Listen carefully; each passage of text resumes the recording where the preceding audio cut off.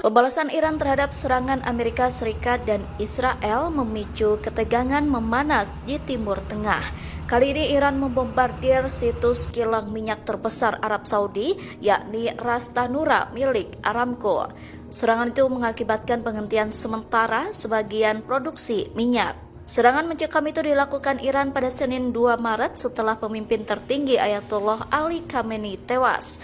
Akibat serangan itu, Arab Saudi menutup kilang minyak terbesarnya. Perusahaan minyak raksasa milik Arab Saudi itu ditutup sebagai tindakan pencegahan.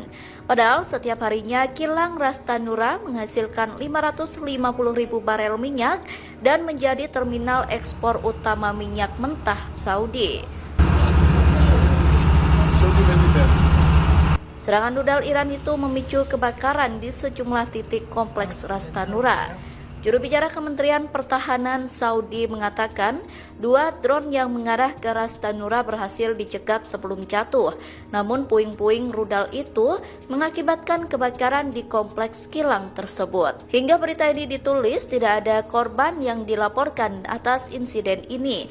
Hanya saja penutupan kilang minyak terbesar di Arab Saudi itu diperkirakan bakal memperburuk pasokan minyak dunia. Apalagi sebelumnya Iran telah menutup Selat Hormuz yang membuat seluruh aktivitas pelayaran jalur utama perdagangan minyak dunia itu terhenti imbas perang.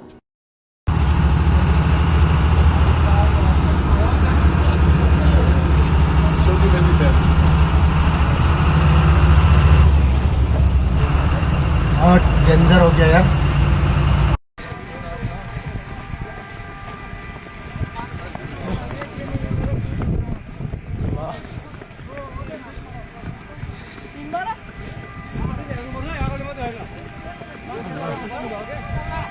পুরো আগুন ধরে গেছে।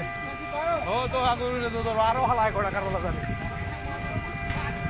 পুরো শেষ করে দিবেন একদম।